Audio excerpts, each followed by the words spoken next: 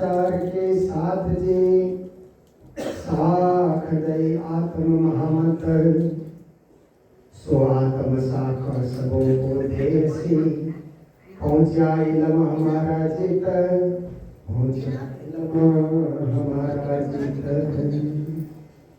बोलो वृंदावन बिहारी लाल की जय। श्री सद्गुरु महाराज की जय। श्री प्राणनाथ प्यारे की जय। धिक धिक पढ़ो मेरी नमन को प्रणाम। उपस्थित धर्मप्राण शिरोमणि सुंदरसार जी, माताएं बहने भाइयों, मोहम्मद कहे संगत करवा की करवाही संगोष्ठ ज्ञान। श्री प्राणनाथ जी कहते हैं ज्ञान गोष्ठी किया करो। देखिए, ज्ञान गोष्ठी करने से क्या होता है, हमारे पास जितना ज्ञान है उससे ज्यादा सुनने को मिलेगा। कभी कभी क्या है, हम ज्ञान गोष्ठी में नहीं जाते तो जितना ज्ञान है ना उतना ही हमारे पास बना रहेगा और वृद्धि नहीं होगी, ज्ञान की वृद्धि नहीं होगी। उतनी बातें करते रहेंगे जितना पहले से हमको ज्ञान है। जब गोष्ठी में हम लोग जाते हैं तो हमसे अधिक पढ़ने वाले, हमसे अधिक समझने वाले, हमसे अधिक अध्ययन करने वाले, हमसे अधिक चिंतन करने वाले और हमसे अधिक पहुंचे हुए सिद्ध साधक ज्ञानी पुरुष संत महात्मा को सुनने का, समझने का और जीवन में उतारने का मौका मिलता है, तो उससे हमारे ज्ञान में वृद्धि होती है। इसलिए प्राणनाथ जी ने कहा करवाही संगोष्ठ ज्ञान। तो यह ज्ञान गोष्ठी श्री कृष्ण प्रणामी मंदिर हकीकत नगर दिल्ली में 80 के दशक से प्रारंभ हुआ और मुझे बहुत बार इस गोष्ठी के कार्यक्रम में सम्मिलित होने का मौका मिला। श्री राज जी की कृपा है। जब 1984 में यहाँ पर गोष्ठी थी तो गुरुजी मंगलदास जी महाराज भी पधारे थे। दिवाली के बाद की गोष्ठी थी। पूज्य प्रेमदास जी महाराज भी पधारे हुए थे करनाल से। श्री राधिका दास जी महाराज भी भिवानी से पधारे थे। श्री सदानंद जी महाराज भी पधारे हुए थे और मुझे भी उस गोष्ठी में आने का, गुरुजी के साथ मैं तो हजूरी करता था, मुझे भी आने का मौका मिला।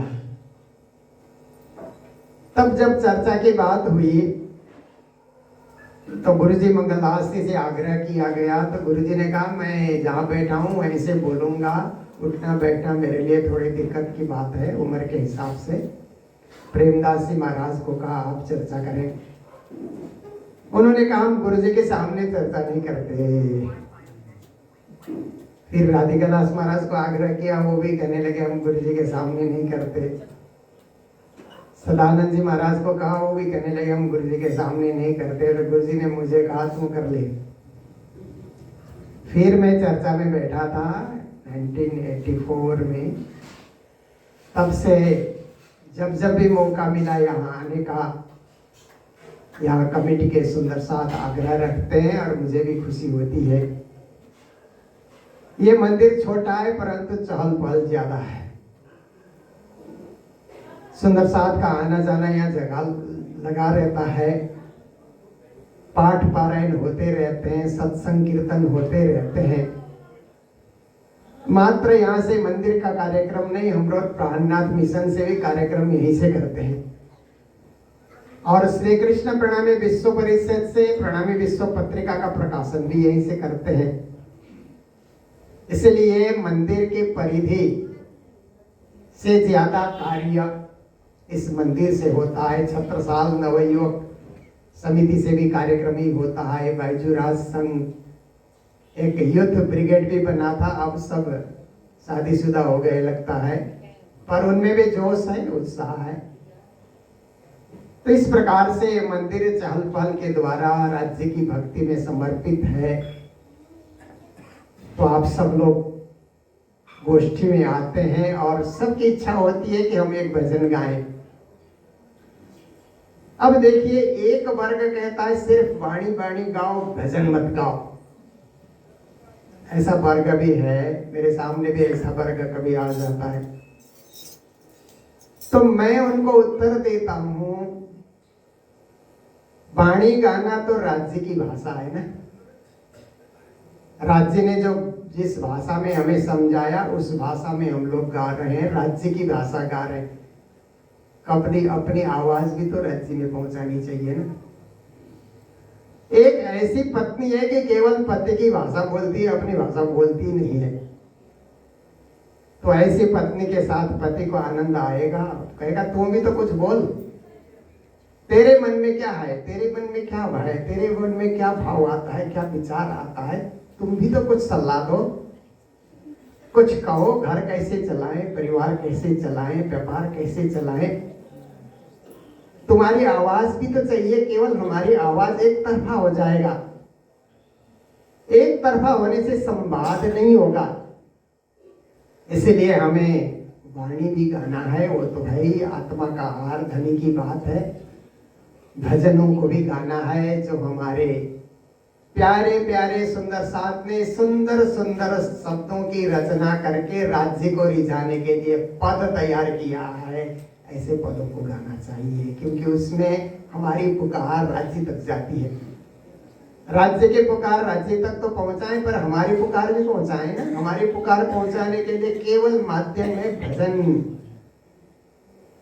और सेवा पूजा। क्योंकि सेवा पूजा में अधिकांश चौपाइयां हमारे परमहंसों की रचना है। वाणी के कुछ अंश हैं सेवा पूजा में, बाकी सब हमारे परमहंसों की रचना है। परमहंस भी हमारे सुंदर साथ हैं, हमारी ब्रह्म सृष्टि सखियां हैं। उनकी आवाज में आवाज मिला करके हम गाएंगे तो हमारी आवाज भी राज्य के चरणों में पहुंचेगी। इसलिए हम प्रार्थनाएं भी गाएं, सेवा पूजा भी गाएं, भजन भी गाएं, धुन भी गाएं, वाणी भी गाएं, भावमग्न होकर के गाएं और श्री राज्य को रिझाने के लिए सदा सदा हम तत्पर रहें। तो आज के चौपाई में श्री जी महाराज कहते हैं, धिक धिक पढ़ो मेरे बुद्ध को, मेरी शुद्ध को, मेरे तन को, मेरे मन को, याद न की याद निधाम, जहर जिनिसों लग रही भूली आठों जाम। बस इतना ही आज समझते हैं। श्री जी महाराज कहते हैं कि मेरी बुद्धि को धिक्कार है। श्री जी अपनी को बुद्धि को धिक्कार कहें, ये तो बात जचती नहीं है। जिनकी बुद्धि में तारतम छुपा हुआ है, जिनकी बुद्धि में इतनी ब्रह्मवाणी छुपी हुई है, उस महामति महाबुद्धि को वो धिक्कार क्यों कहें? पर श्री जी महाराज हमें समझा रहे हैं कि सुंदर साथ, अगर आपने अपनी बुद्धि को परमात्मा को याद करने में, परम धाम को याद करने में, धाम धनी को याद करने में नहीं लगाया और अपनी बुद्धि को केवल व्यवहार में, व्यापार में, लेन देन में, लोगों से गपशप करने में ही आपने लगा दिया, तो आपकी बुद्धि को धिक्कार है। बुद्धि का सदुपयोग कब होता है? जब हम सत्य वचन बोलें, सत्य भाषण करें, सत्य की चर्चा करें, सत्य से जुड़े रहें, तो बुद्धि हमारी सफल होती है ना। राज्य ने जो बुद्धि दी, और राज्य के यश गाने के लिए हम खर्च करें तो उनकी दी हुई बुद्धि सफल हो जाती है। राज्य ने बुद्धि दी और हम केवल संसार के कामों में उस बुद्धि का खर्च कर रहे हैं, उस बुद्धि का प्रयोग कर रहे हैं, कमाने में और धन बटोरने में, दुनिया के और कार्य में हम अपनी बुद्धि को लगा रहे हैं, बुद्धि को हम नष्ट कर रहे हैं, बुद्धि का दुरुपयोग कर रहे हैं। सदुपयोग तो तब होता है जब धाम धनी के यश और गुण को गाए, तो कहते हैं ऐसी बुद्धि को धिक्कार। फिर कहते हैं शुद्धि को भी धिक्कार। शुद्धि किसको कहते हैं? होश को। जैसे रात को हम सोते हैं ना तो बेहोश हो जाते हैं ना, बेहोशी नहीं आएगी तो नींद आती नहीं है। बेहोश होने के बाद ही नींद आती है और मस्त आप सो जाते हैं ना। सोने से थकान भी दूर हो जाती है, टेंशन भी दूर हो जाती है ना सोने से। सोने से पहले दिमाग में बहुत टेंशन होती है, पर आराम से नींद आ गई और सुबह उठोगे तो एकदम फ्रेश लगता है। दिमाग भी मेरा फ्रेश है, शरीर भी फ्रेश है। वो आराम तो आपने पाया। पर सुबह उठते उठते बेसुद्धि से शुद्धि में आप आ गए कि हम रात को सोए थे इस बिस्तर में और सुबह उठे। रात को हम, अब ठंडे के दिनों में तो कंबल ओढ़ करके सोया जाता है, रात को हम कंबल ओढ़ करके सोए थे, सुबह इसी कंबल के अंदर हैं और बिस्तर भी गर्म है, सब कुछ ठीक ठाक है। हमने रात भर श्वास लिए, खर्राटे भी भरे होंगे। ये खर्राटे ऐसी चीज है जिसको आती है ना उसको पता ही नहीं लगता कि खर्राटे हो रहा है। दूसरे लोग बड़े परेशान हो जाते हैं और दूसरे दिन उसको कहो कि तुमने बहुत खर्राटे भरे, तो कहता है नहीं नहीं मैं तो आराम से सोता हूँ, मैं खर्राटे भरता ही नहीं। कभी मानने को तैयार ही नहीं होता है। देखिए, आराम की नींद आती है तो खर्राटे भी दिए जाते हैं। खर्राटे लीजिए या आराम से सोइए, जैसे भी आप कीजिए। पर सुबह जैसे आप होश में आए ना, बेहोशी से होश में आए, जागे नींद से, तो एक बार राज श्यामा जी निस दिन अग्रहिए प्रेम सो श्री युगल स्वरूप के चरण निर्मल हो नाई सो और धाम वर्णन इन विद नरक से छूटिए और उपाय कोई नाय भजन बिना सब नरक है फस फस मरिए माय।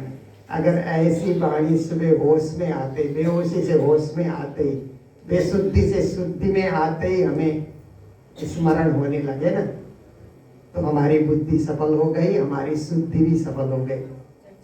इसलिए श्री जी कहते हैं अगर शुद्धि में ये नहीं आई, उठते ही शुद्धि में जल्दी जल्दी नहाने के लिए जाओ। कई लोग नहाने दौड़ते हैं, कई लोग अपना पानी वानी पी लेते हैं, कई लोग सुबह उठ करके यार दोस्तों से बात गप्पे शुरू कर देते हैं। कई लोग कहते हैं अखबार आया कि नहीं, अखबार लाओ, अखबार हम पढ़ते हैं। राज्य की शुद्धि नहीं, दुनिया की शुद्धि है। तो ऐसी शुद्धि को भी श्री जी महाराज धिक्कार कहते हैं। उस शुद्धि को, उस होश को, बाकी सब चीज के लिए आपका होश सही सलामत है, केवल राज्य को याद करने के लिए विस्मृति होती है, बड़ी देर तक राज्य याद ही नहीं आते। तो ऐसी शुद्धि को श्री जी ने कहा धिक धिक धिक्कारो धिक्कार। फिर कहते हैं मेरे तन को, शरीर को भी धिक्कार है। शरीर को धिक्कार क्यों भाई? तो कहते हैं ये शरीर चल करके मंदिर आया तो मंदिर की कुछ सेवा करे। जैसे गोष्ठी के दिन में हमारे कई स्वयंसेवक पहले से आकर के ऊपर की सफाई कर लेते हैं, जहाँ भोजनशाला है, भोजन ग्रहण करने की जगह है, सब थालियां साफ करते हैं, चम्मच इत्यादि सब सजाते हैं। हमारे सुंदर साथ की सेवा, सुंदर साथ आएंगे तो उनको कोई कष्ट न हो, नीचे बैठने के लिए चटाई बिछा देना, सारी सुविधा करना, पानी की सुविधा करना, सब कुछ। देखिए तन हमको मिला है तो इस तन को सफल तब किया जा सकता है सेवा करके। इसीलिए किसी ज्ञानी ने कहा तन पवित्र सेवा कर, धन पवित्र कर दान, मन पवित्र प्रभु भजन से होत त्रिविध कल्याण। तन पवित्र होता है सेवा करने से, धन पवित्र होता है दान करने से, मन पवित्र होता है राज्य का भजन करने से। तीनों विधि से हमारा कल्याण हो जाता है। तो तन से कुछ सेवा हो सके, क्योंकि तन ऐसा है ना कि कुछ समय के बाद सेवा के योग्य नहीं रहता है। तो जब तक तन सेवा योग्य है, इस तन से हम सेवा करें और मन में सोचे कि घर में राज्य की पूजा तो इसी तन से करेंगे, किसी और को नहीं कहेंगे कि तुम पूजा करो। हमारा ये तन किस काम का? इसी तन से राज्य की सेवा करेंगे, भोग बनाएंगे, व्यंजन बनाएंगे, चंदन घिसेंगे, आरती सजाएंगे, फूल चढ़ाएंगे, इस तन से राज्य की सेवा होगी तो तन पवित्र हो जाता है। मन को पवित्र करना है तो मन में भी राज्य बस जाए, मन में राज्य को बसा ले। राज्य मन में कब बैठते हैं? जब बिन सोचे राज्य का नाम आ जाए ना, तो राज्य मन में बसे हुए हैं ऐसा हमको ध्यान रखना होगा। राज्य जब तक मन में नहीं बैठते हैं तो बहुत सोचना पड़ता है, बड़ी देर के बाद उनका स्मरण होता है। पर राज्य हमारे, मैंने पहले हम बुढ़े लोगों को देखते थे ना, तो कहीं बैठते राजश्याम जी ऐसा बोल करके बैठते थे। मैंने कहा शायद इनको कमजोरी है इसीलिए बार बार राजश्याम जी बोलते हैं। उठते हैं तो भी राजश्याम जी ऐसा करके प्रसाद हाथ में लेते हैं राजश्याम जी। तब आश्चर्य होता था बचपन में कि ये बुढ़े लोग, माता जी पिताजी लोग कितने बार राजश्याम करते रहते हैं, पर उन्होंने मन में राज्य को बसा लिया। जवानों ने मन में राज्य को नहीं बसाया, इसीलिए जवान लोग कुर्सी में बैठेंगे, जमीन में बैठेंगे, राजश्याम बोलते ही नहीं है। अभी उनके मन में राज्य बसे नहीं है।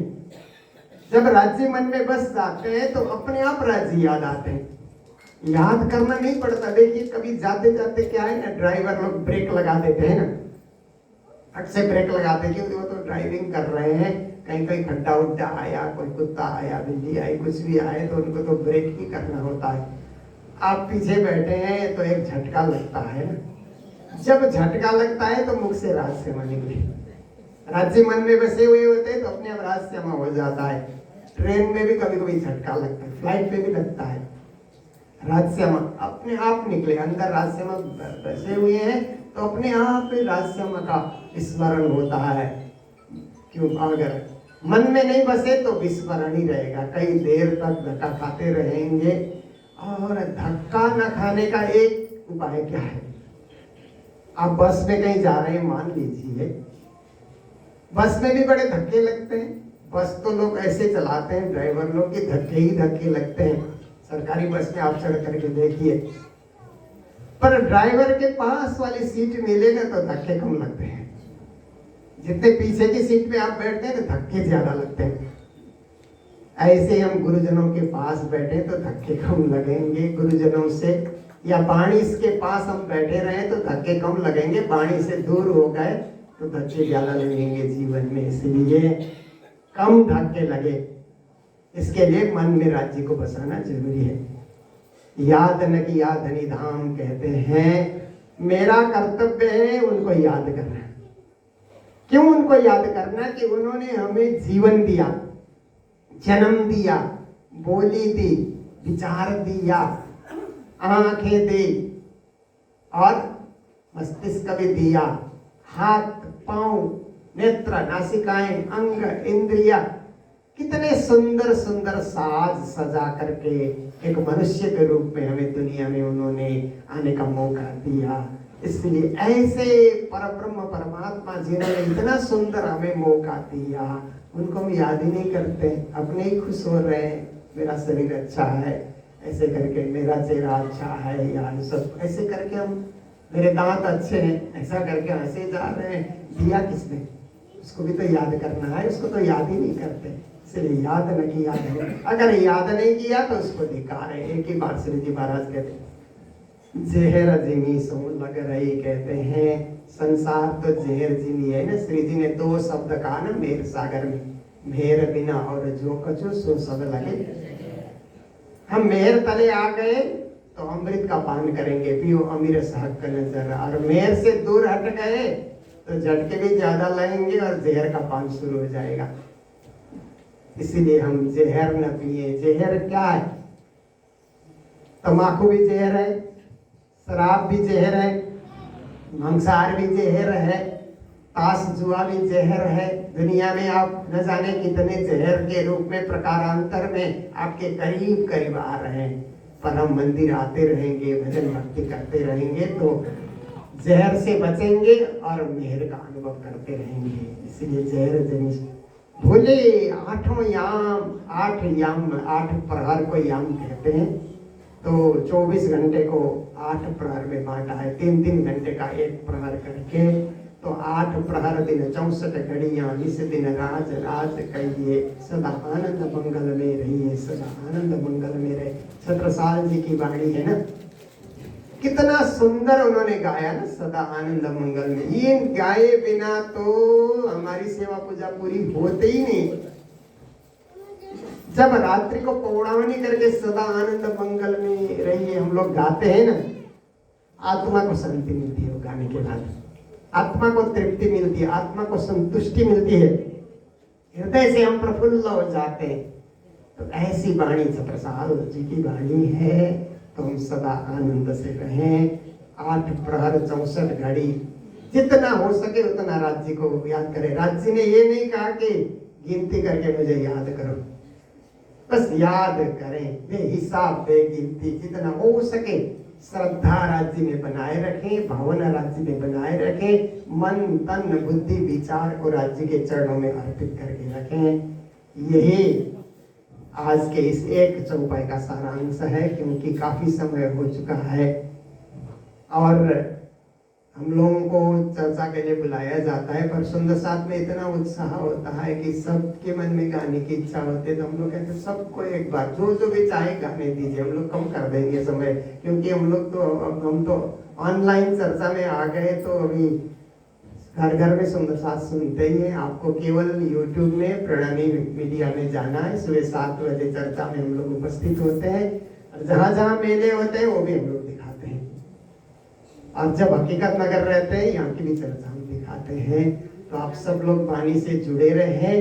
साहेब सो सन्मुख सदा, ब्रह्म सृष्टि की ये रीत, ब्रह्म सृष्टि की रीत यही होगी कि धनी के सन्मुख रहे, धनी से विमुख न हो। यही हम लोगों का चिंतन होना चाहिए। तो आइए आज के पारायण की पूर्णावधि हम करते हैं। तो जो भी पारायण बिठाने वाले हैं रुमाल चढ़ाने के लिए हमारे बिल्कुल करीब आकर के आप लोग रहें।